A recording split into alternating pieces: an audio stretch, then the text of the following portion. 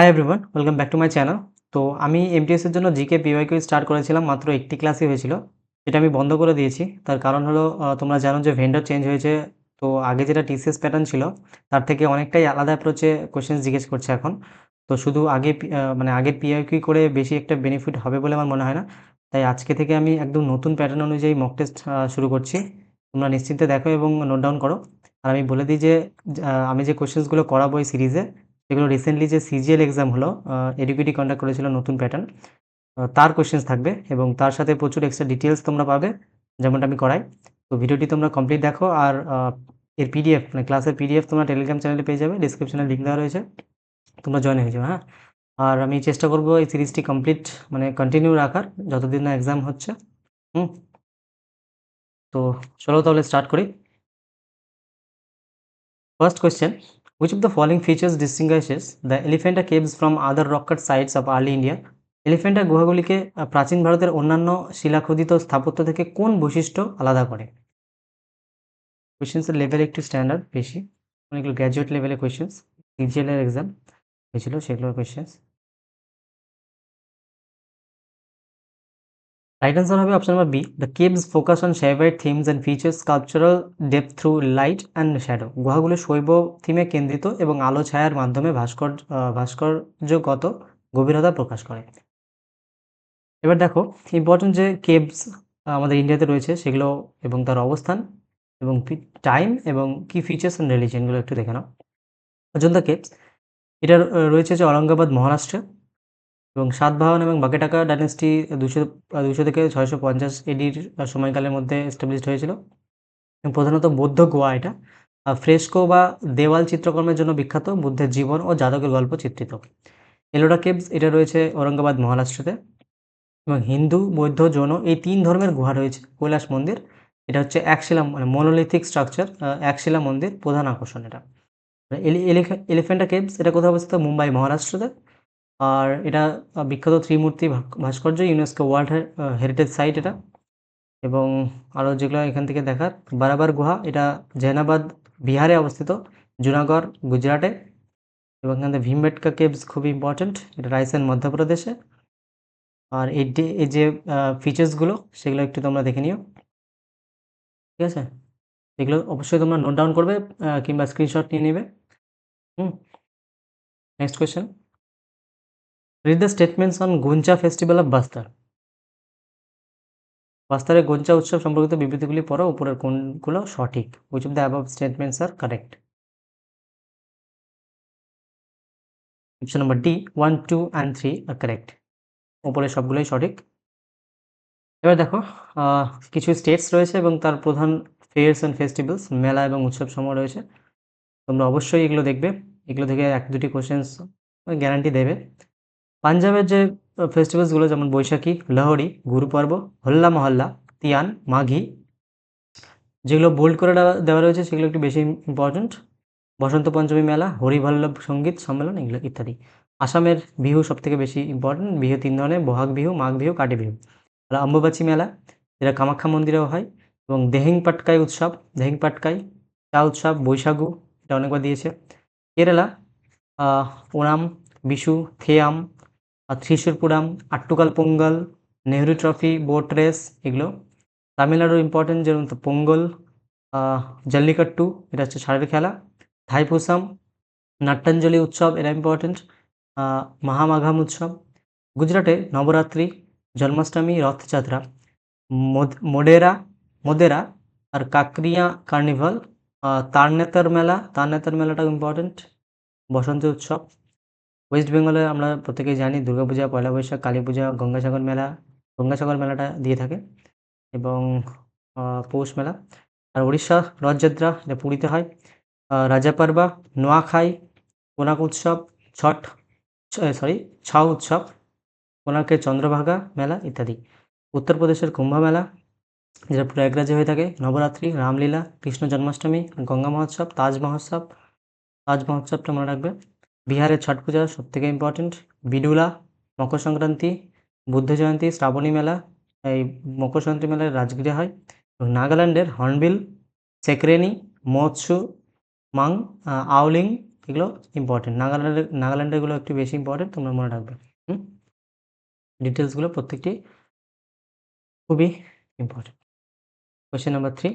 Fill in the blanks in Carnatic music. A laghu with 5 beats is known as dash jati.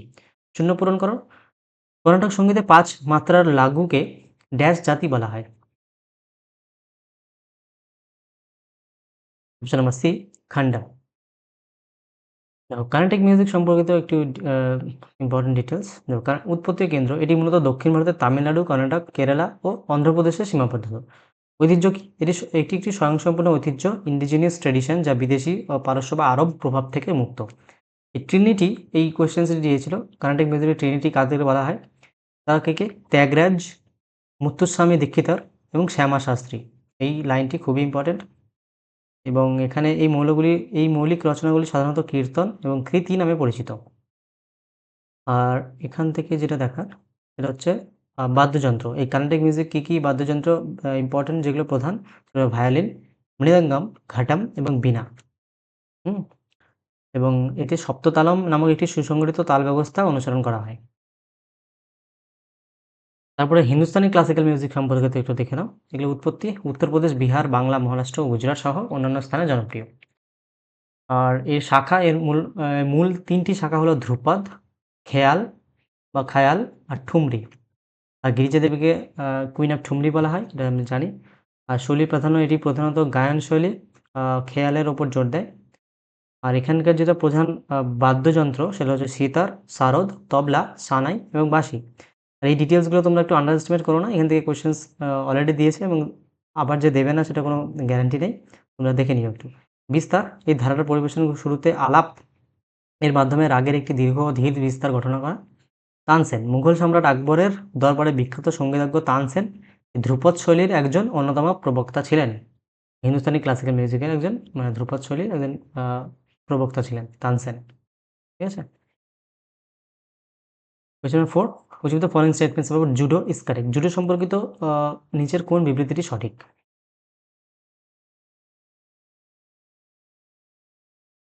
Option number A, judo was introduced in 1882 by Jigoro Kano in Japan. Judo 1882 সালে জাপানের Jigoro কানোর দ্বারা প্রচলিত হয়েছিল। এটা সঠিক, otherwise এগুলো সব ভুল। এবার দেখো কিছু স্পোর্টস রয়েছে, স্পোর্টসের নাম এবং তার অরিজিন বা হিস্ট্রি, উৎপত্তি, তার ইতিহাস রয়েছে এবং ইন্ডিয়াস পার্সপেক্টিভ থেকে এবং কিছু ইম্পর্টেন্ট ডিটেলস তোমরা একটু জানতে হবে। দেখো হকি, এটা হচ্ছে প্রাচীন খেলা হলেও আধুনিক রূপে জন্ম ইংল্যান্ডে 19th সেঞ্চুরিতে প্রথম ক্লাব গঠিত হয় 1861 সালে। ঠিক আছে, এটা ন্যাশনাল স্পোর্টস। অলিম্পিকের সর্বোচ্চ, এটা এখানে দেখো একটি প্রবলেম, এখানে 8টি স্বর্ণপদক জয়ী হয়েছিল হকি থেকে। মেজর ধ্যানচাঁদ হকির জাদুঘর বলা হয়। ক্রিকেট, এটা 16th সেঞ্চুরি, এগুলো একটু ইগনোর করো। 16th সেঞ্চুরি মানে 16 শতাব্দীতে ইংল্যান্ডে উৎপত্তি এবং 19th শতাব্দীর মধ্যে একটি উপনিবেশগুলিতে জনপ্রিয় হয়। তো এগুলো তেমন ইম্পর্টেন্ট নয়।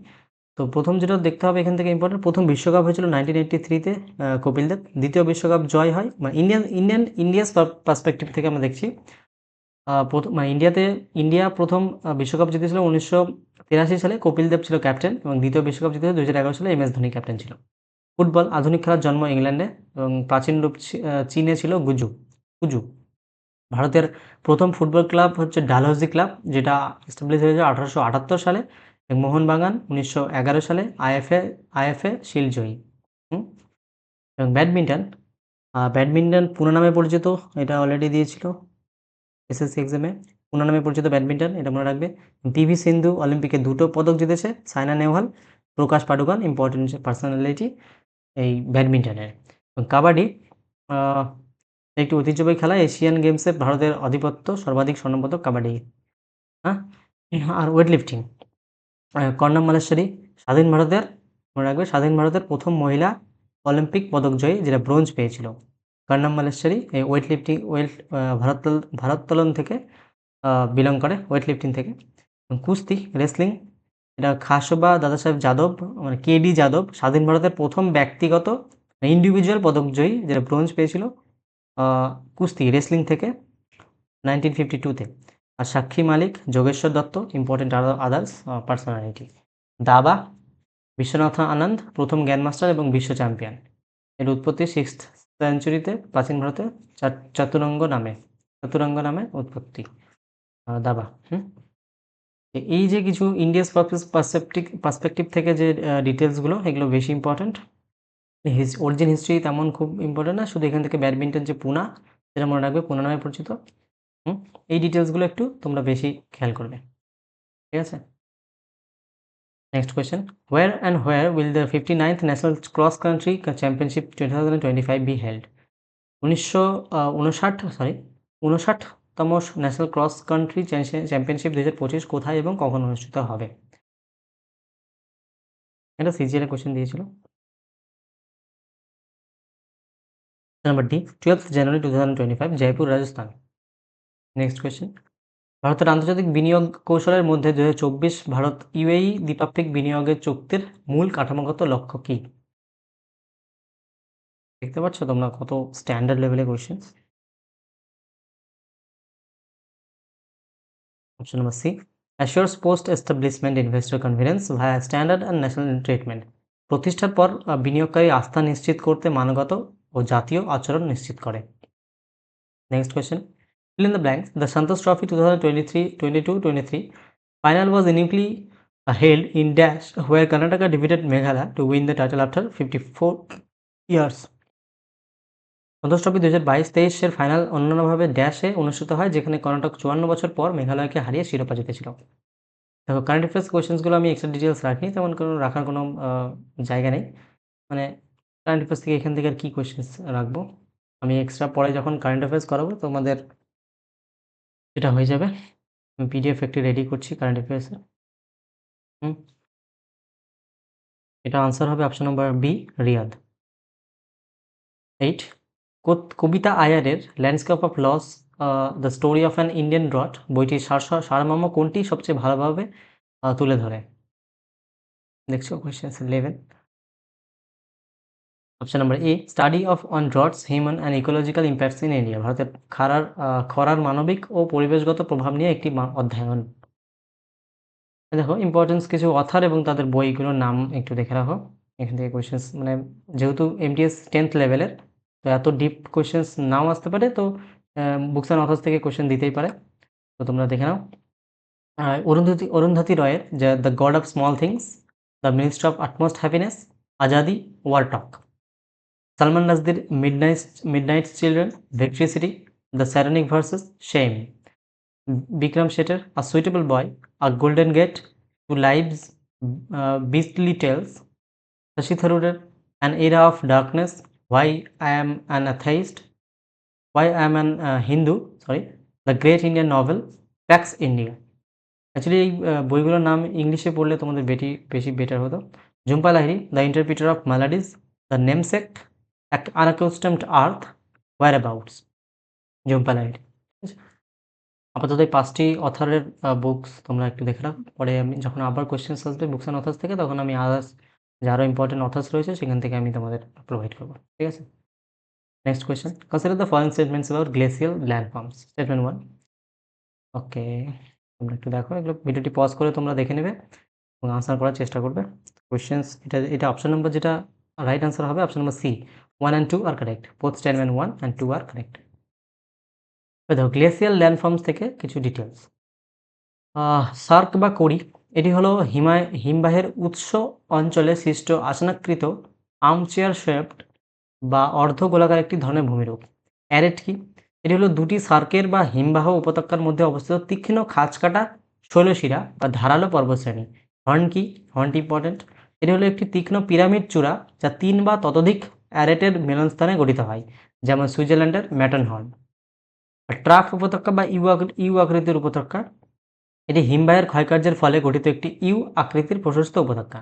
হ্যাঙ্গিং ভ্যালি, যেটা কোশ্চেন্সে ছিল, hanging valleys are often found opening into main glacial valleys at higher elevation. এখানে কি বলছে দেখো, এটি হলো প্রধান ইউ আকৃতির উপত্যকার দেওয়ালে ঝুলন্ত ছোট হিমবাহ উপত্যকা যেখানে জলপ্রপাত সৃষ্টি হতে পারে। আর ফিয়র্ড কি, এটি হলো সমুদ্র উপকূল পর্যন্ত বিস্তৃত একটি গভীর ইউ আকৃতির উপত্যকা যা সমুদ্রের জল দ্বারা পূর্ণ থাকে, বিশেষত নরওয়েতে দেখা যায়। ড্রামলিন, এটি হলো হিমবাহের সঞ্চয় কার্যের ফলে সৃষ্ট উল্টানো নৌকার মতো বা ডিমের ঝুড়ির মতো ভূমিরূপ। এই ড্রামলিনটা মনে রাখবে। এসকার, এটি হলো হিমবাহের বরফের নিচে জলের স্রোত দ্বারা সঞ্চিত দীর্ঘ ও সরু শৈলশিরা। ঠিক আছে? কেম, এগুলো পড়তে একটু তোমাদের কষ্ট হবে, কিন্তু কিছু করার নেই। এই লেভেলে কোয়েশ্চেন্স দিচ্ছে যেহেতু তোমাদের প্রিপেয়ার হতেই হবে। তো কেম, এটি হলো হিমবাহের গলিত জল দ্বারা সঞ্চিত শঙ্কু আকৃতির স্তূপাকৃতির বালির ঢিবি। আর মোরেন কি? মোরেনটা খুবই ইম্পর্টেন্ট, হ্যাঁ। এটি হলো হিমবাহ দ্বারা পরিবাহিত সঞ্চিত বিভিন্ন আকারের শিলাখণ্ড ও নুড়ির স্তূপ। ঠিক আছে, চলো next question. Question number 10. What is the primary function of the crew escape system on ISRO's human-rated LVM-3 HLMV-3 rocket? ISROর human-rated LVM-3 রকেটে ক্রু escape সিস্টেমের প্রধান কার্য কি? Number B. To eject the crew module to safety during launch emergencies. উৎক্ষেপণের জরুরি অবস্থায় crew মডিউলকে নিরাপদে বের করে দেওয়া বা বিচ্ছিন্ন করা। 11. Which of the following statements about Justice Sanjeev Khanna is at true? He is the 51st Chief Justice of India. He succeeded Justice D.Y. Chandrachud. He served as CGI from 2023. বিচারপতি সঞ্জীব খান্না সম্পর্কে নিচের কোন বিবৃতিগুলি সত্য? দেখো option number E, 1 and 2 only, কেবলমাত্র 1 এবং 2 এটা সঠিক, আদারওয়াইজ ভুল। দেখো ইম্পর্টেন্ট অ্যাপয়েন্টমেন্টস, রিসেন্টলি যে কারেন্ট অ্যাফেয়ার্স সেগুলো আমি তোমাদের নিয়ে এসেছি। নেম অফ দ্য পারসনস, ব্যক্তিত্বের নাম, মানে কাদের অ্যাপয়েন্ট হয়েছে এবং কোন কোন ক্ষেত্রে অ্যাপয়েন্ট হয়েছে সেগুলো দেখো, এবং এক্সট্রা কারিকুলার কনটেক্সট। তো জাস্টিস সূর্যকান্ত এখন যে CJI, chief justice of India, justice Suryakant, আর তিনি হলেন 53rd মানে 53তম চিফ জাস্টিস অফ ইন্ডিয়া আমাদের। জ্ঞানেশ কুমার, এটা হচ্ছে চিফ ইলেকশন কমিশনার, ঠিক আছে, এটা 26তম, এটা 53তম। আর জেনারেল পুষ্পেন্দ্র সিং, এটা vice chief of army staff, ঠিক আছে। আর ডক্টর ভি নারায়ণন, এটা চেয়ারম্যান, ইসরো চেয়ারম্যান এখন রয়েছে। প্রধান মানে রয়ের চিফকে Parag Jain, Tuhinkanta Pandey, SEBI chairperson, securities and exchange board of India SEBI. আর সোনালী মিশ্রা, প্রথম মহিলা ডাইরেক্টর জেনারেল আরপিএফের। আর অপর্ণা গার্গ, এটা হচ্ছে railway board member, finance railway board, ঠিক আছে। আর Harmanpreet Kaur, brand ambassador PNB, Punjab national ব্যাংকের প্রধান মহিলা ব্র্যান্ড অ্যাম্বাসাডার হচ্ছে Harmanpreet Kaur. Keerthy Suresh, the celebrity advocate in UNICEF India, তিনি শিশু অধিকার ও মানসিক স্বাস্থ্য নিয়ে কাজ করার জন্য নিযুক্ত হয়েছেন। আর ভেঙ্কটেশ প্রসাদ, দ্য কেসিসিএ, তিনি কর্ণাটক রাজ্য ক্রিকেট অ্যাসোসিয়েশনের নতুন সভাপতি। এবং সঞ্জয় গুপ্তা হলেন আইসিসির মুখ্য নির্বাহী কর্মকর্তা, তিনি আন্তর্জাতিক ক্রিকেট কাউন্সিলের প্রধান নির্বাহী কর্মকর্তা সঞ্জয় গুপ্তা। এই যে অ্যাপয়েন্টমেন্টসগুলো, এগুলো খুবই ইম্পর্ট্যান্ট, এখান থেকে কোয়েশ্চেন্স দেয় অ্যাপয়েন্টমেন্ট থেকে কারেন্ট অ্যাফেয়ার্সে। আর এবার ইকোনমি এবং কারেন্ট অ্যাফেয়ার্স থেকে বেশি কোয়েশ্চেন জিজ্ঞেস করছে নতুন ভেন্ডার এডুকেটে, তো এগুলো তোমাদের একটু বেশি জোর দিতে হবে। আশা করি তোমাদের এগুলো প্রচুর হেল্প হবে। তো next question, which of the following objectives are part of the national population policy 2001? ভারতীয় জনসংখ্যা নীতি 2000-এর লক্ষ্যসমূহের মধ্যে নিচের কোনগুলো অন্তর্ভুক্ত? National population policy 2000। দেখো অপশন নাম্বার ডি হবে right answer, only 1, 3 and 4 are correct. 1, 3 and 4, ঠিক আছে। দেখো জাতীয় জনসংখ্যা নীতি 2000, এটার যে ইম্পর্টেন্ট ডিটেলস সেগুলো দেখো। লক্ষ্য কি? এর প্রধান লক্ষ্য হলো জনসংখ্যাকে স্থিতিশীল করা, স্টেবিলাইজ দ্য পপুলেশন। তাৎক্ষণিক উদ্দেশ্য কি? স্বাস্থ্যসেবার অবকাঠামো, কর্মী ও ওষুধের প্রয়োজন মেটানো, জন্ম নিয়ন্ত্রণে জোর দেওয়া। আর এখান থেকে যেটা দেখার, এই যে এটা স্বাস্থ্যের লক্ষ্য, যে শিশু মৃত্যুর হার, ইনফ্যান্ট মর্টালিটি রেট 30 প্রতি 1000 জীবন্ত জন্মে, এবং মাতৃ মৃত্যুর হার, ম্যাটারনাল মর্টালিটি রেট 100 প্রতি 1 লক্ষ জীবন্ত জন্মে নামিয়ে আনার লক্ষ্য নির্ধারণ করে। পূর্ববর্তী নীতি, এর আগে 1976 সালে এটি একটি জনসংখ্যা নীতি ঘোষণা করা হয়েছিল। আর প্রণয়ন নীতিটি এম.এস. স্বামীনাথন কমিটির রিপোর্টের ওপর ভিত্তি করে তৈরি করা হয়েছিল। আর এখানে যেটা দেখতে হবে যে 2010 সালের মধ্যে মোট প্রজনন হার 2.1-এ নামিয়ে আনা এর প্রধান মধ্যমেয়াদী লক্ষ্য। দীর্ঘমেয়াদী লক্ষ্য কি? 2045 সালের মধ্যে স্থিতিশীল জনসংখ্যা স্তর, স্টেবল পপুলেশন লেভেলে অর্জন করা। টার্গেট গ্রুপ কি? একটি 14 বছর বয়স পর্যন্ত, এগুলো ইগনোর করো, 14 বছর বয়স পর্যন্ত বিনামূল্যে ও বাধ্যতামূলক স্কুল শিক্ষা প্রদানের মাধ্যমে তরুণ প্রজন্মকে লক্ষ্য করে।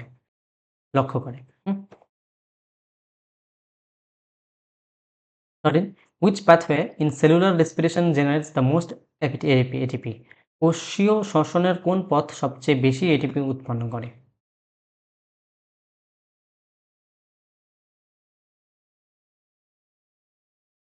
Number C, electron transport chain. দেখো কিছু সেল অর্গানেলস রয়েছে এবং তার উপস্থিতি এবং প্রাইমারি ফাংশনস, প্রধান কাজ এবং পরীক্ষাভিত্তিক গুরুত্বপূর্ণ তথ্য। কি কি কোয়েশ্চেন্স আসতে পারে এখান থেকে? সেল মেমব্রেন প্রাণী ও উদ্ভিদ উভয় কোষে অর্ধভেদ্য সেমি পারমিয়েবল হয়, উভয় কোষে উপস্থিত থাকে। আর প্রাইমারি কাজ কি? কোষের অভ্যন্তরীণ ও বাহ্যিক পরিবেশের মধ্যে পদার্থের আদান প্রদান নিয়ন্ত্রণ করা। একে প্লাজমা মেমব্রেন বলা হয়। এর মডেল হলো ফ্লুইড মোজাইক মডেল। ঠিক আছে। নিউক্লিয়াস প্রাণী ও উদ্ভিদ উভয় কোষে উপস্থিত থাকে। দ্বিস্তরীয় পর্দা দ্বারা আবৃত। কোষের কেন্দ্রীয় নিয়ন্ত্রণ কক্ষ বংশগতীয় উপাদান ডিএনএ বহন করে। একে কোষের মস্তিষ্ক বলা হয়। রবার্ট ব্রাউন এটি আবিষ্কার করেন। কে আবিষ্কার করেন নিউক্লিয়াস? Robert brown. মাইটোকন্ড্রিয়া প্রাণী ও উদ্ভিদ উভয় কোষে অবস্থিত, দ্বিস্তরীয় পর্দা দ্বারা আবৃত। কোষীয় শোষণের মাধ্যমে এটিপি রূপে শক্তি উৎপাদন করায়। একে কোষের শক্তিঘর বা power house of the cell বলা হয়। এতে নিজস্ব ডিএনএ থাকে। মাইটোকন্ড্রিয়া এবং প্লাস্টিডের নিজস্ব ডিএনএ থাকে, এটা মনে রাখবে। রাইবোজোম প্রাণী ও উদ্ভিদ উভয় কোষে থাকে, পর্দাবিহীন। ঠিক আছে। আর প্রোটিন সিনথেসিস করে এর কাজ। আর একে কোষের প্রোটিন ফ্যাক্টরি বলা হয়। 70S ও 80S দুই প্রকারের হয়। লাইসোসোম একে আত্মঘাতী থলি, সুইসাইডাল ব্যাগ বলা হয়, এটা আমরা জানি। আর কোষের অভ্যন্তরীণ পাচন বা হজম ও বর্জ্য পরিষ্কার করার কাজ। প্রাণী কোষে বেশি দেখা যায় না, একক পর্দা দ্বারা গঠিত। চলো next question. Arrange the following events in chronological order. Eastern general council meeting 2022, state act. BCA প্রথমে হবে এটা, তারপরে এটা, তারপরে এটা। বিসিএ। ওকে, নম্বর যেটা হবে এ। দেখো জোনাল কাউন্সিল সম্পর্কিত তথ্য। আঞ্চলিক পরিষদ হলো রাজ্যগুলির মধ্যে কেন্দ্র ও রাজ্যগুলির মধ্যে সহযোগিতামূলক যুক্তরাষ্ট্রীয় কোঅপারেটিভ ফেডারেলিজম বাড়ানোর জন্য একটি পরামর্শদাতা অ্যাডভাইজারি সংস্থা, এটা জোনাল কাউন্সিল। এটি সাংবিধানিক সংস্থা নয়, বরং রাষ্ট্র পুনর্গঠন আইন 1956 স্টেট রিঅর্গানাইজেশন অ্যাক্ট এর অধীনে প্রতিষ্ঠিত একটি বিধিবদ্ধ সংস্থা, স্ট্যাটুটারি বডি। ভারতে মোট 5টি আঞ্চলিক পরিষদ রয়েছে। উত্তর, মধ্য, পূর্ব, পশ্চিম ও দক্ষিণ রয়েছে। ষষ্ঠ পরিষদ উত্তর পূর্বাঞ্চলীয় রাজ্যগুলির মধ্যে জন্য একটি পৃথক বিধিবদ্ধ সংস্থা রয়েছে, যার নাম উত্তর পূর্ব পরিষদ, নর্থ ইস্টার্ন কাউন্সিল, এনইসি, যা এনইসি আইন 1971 অধীনে গঠিত হয়। চেয়ারম্যান প্রতিটি আঞ্চলিক পরিষদের সাধারণ সভাপতি হলেন কেন্দ্রীয় স্বরাষ্ট্রমন্ত্রী, ইউনিয়ন হোম মিনিস্টার। সভাপতি কে হন? সংশ্লিষ্ট অঞ্চলের রাজ্যগুলির মুখ্যমন্ত্রীরা 1 বছরের জন্য পর্যায়ক্রমে সভাপতি হন। সদস্য হিসেবে থাকেন সংশ্লিষ্ট অঞ্চলের প্রতিটি রাজ্যের মুখ্যমন্ত্রী ও রাজ্যপালের মনোনীত আরও 2 মন্ত্রী থাকেন সদস্য। তো জোনাল কাউন্সিল সম্পর্কিত একটু তোমাদের ডিটেলস এগুলো জানতে হবে। 15 ভারতীয় সংবিধানের অনুচ্ছেদ 300A তে অনুসারে সম্পত্তির অধিকারের আইনগত স্বভাব কোনটি সবচেয়ে সঠিকভাবে বর্ণনা করে? Number C, it is constitutional legal right that permits deprivation only by authority of law. এটি একটি সাংবিধানিক আইনি অধিকার, কেবলমাত্র আইনগত ক্ষমতা দ্বারা সম্পত্তি হরণ করা যায়। আইনগত ক্ষমতা দ্বারা। দেখো ইম্পর্টেন্ট ফান্ডামেন্টাল রাইটস রয়েছে, তোমরা ভিডিও পজ করে এগুলো একটু পড়ে নিও। আমি এখন পড়ছি না, অনেক টাইম ভিডিওটি লেন্দি হয়ে যাবে, যার কারণে পড়ছি না। তো আর্টিকেল 14 থেকে আমাদের 32 পর্যন্ত দেওয়া রয়েছে। আর ফান্ডামেন্টাল রাইটস আমাদের পার্ট নম্বর 3 রয়েছে, যেটা আর্টিকেল 12 থেকে 35 পর্যন্ত রয়েছে ফান্ডামেন্টাল রাইটস, পার্ট নম্বর 3 রয়েছে। আর এটা ইউএসএ থেকে নেওয়া হয়েছে ফান্ডামেন্টাল রাইট, ইউএসএ সংবিধান থেকে আমাদের ইন্সপায়ার্ড। ঠিক আছে। চলো নেক্সট। 16 একটি কঠিন দেহে রিজিড বডি প্রদত্ত ঘূর্ণন অক্ষের চারপাশে কোনো কণার কৌণিক বেগ অ্যাঙ্গুলার ভেলোসিটি হবে ড্যাশ।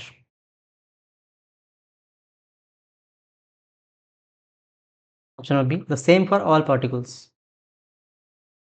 ভারতীয় সাক্ষ্য আইন বিএসএ প্রমাণের সততা নিশ্চিত করতে প্রযুক্তি ব্যবহারের উপর গুরুত্ব দেয়। এটি বিশেষভাবে কোন ধরনের প্রমাণের ক্ষেত্রে প্রযোজ্য?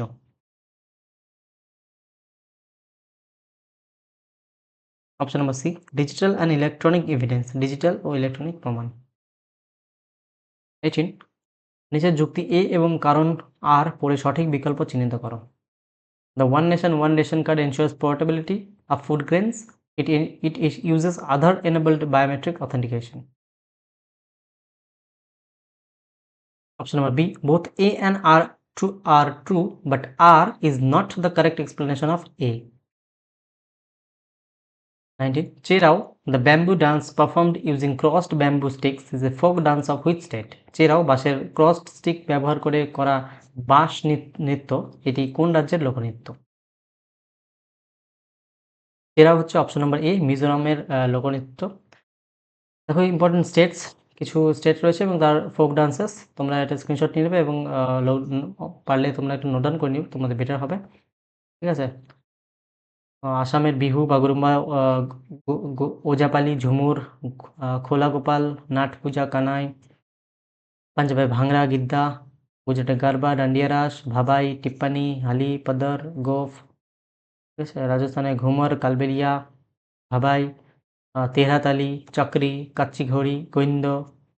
মহারাষ্ট্রের লাবণী, কোহলি, ধানগাড়ি গাজা, তামাশা, পাওয়াদাস, লেজিম, গাফা। এই মহারাষ্ট্রগুলো খুব ইম্পর্টেন্ট। ঠিক আছে, এইভাবে সবগুলো দেখে নিও তোমরা, নোট ডাউন করে নিও। 20. What is the key factor as assessed in the Global Firepower Military Strength Ranking 2025? Global fire power military strength র্যাঙ্কিংয়ের কোনটি একটি মূল্যায়িত উপাদান? Option number C, defence budget. দেখছো কতটা ডিফারেন্স আগের সিজিএল এর, টিসিএস প্যাটার্নের সিজিএল এর কোয়েশ্চেন দেখো আর এই এডুকেটিভ প্যাটার্নের সিজিএল এর কোয়েশ্চেন উঠিয়ে দেখো, প্রচুর ডিফারেন্স দেখতে পাবে তোমরা। স্ট্যাটিক্স থেকে মানে যেমনটা প্যাটার্ন ছিল তেমনটা অনেকটাই চেঞ্জ করে দিয়েছে।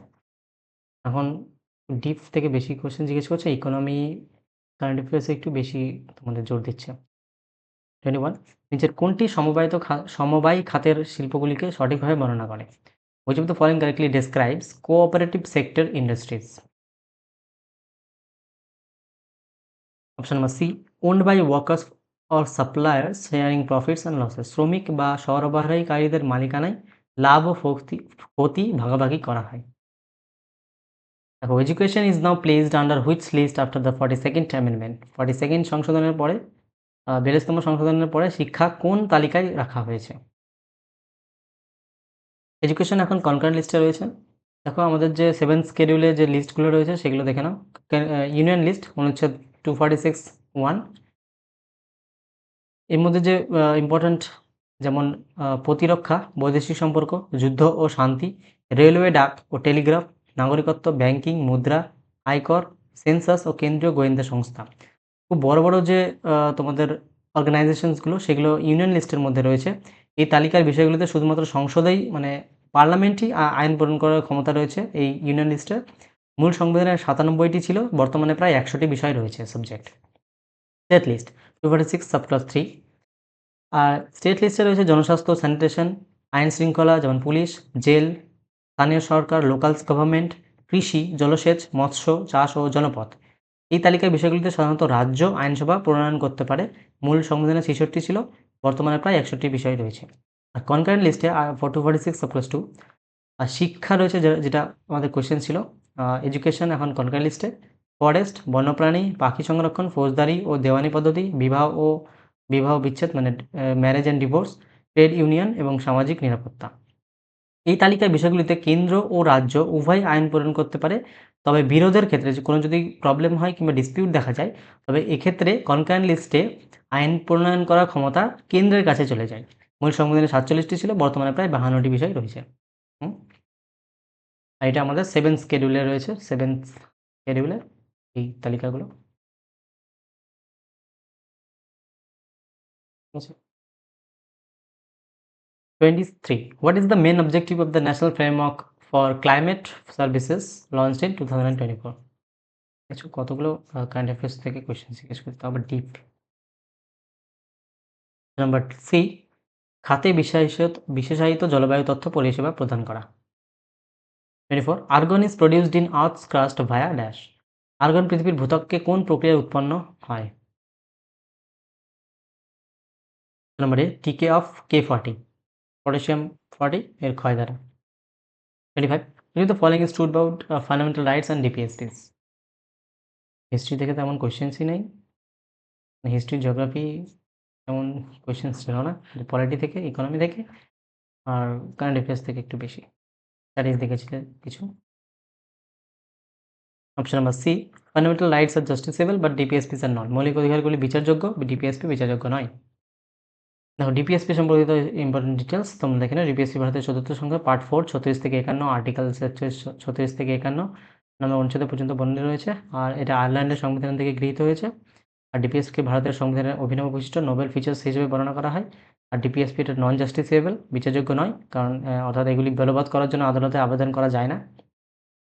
আর ডিপিএসপির মূল লক্ষ্য যেটা ওয়েলফেয়ার স্টেট, কল্যাণমূলক রাষ্ট্র প্রতিষ্ঠা করা। আর অনুচ্ছেদ 40 গ্রাম panchayat, 44 uniform civil code UCC, 45 important 6 থেকে 6 বছরের কম বয়সী শিশুদের শৈশব ব্যবস্থার যত্ন ও শিক্ষার ব্যবস্থা করা। 48 কৃষি ও পশুপালন সংগঠিত করা বা গো হত্যা নিষিদ্ধকরণ, ঠিক আছে। 48 49 হচ্ছে জাতীয় গুরুত্বের স্মারক স্থান ও বস্তু সুরক্ষা করা।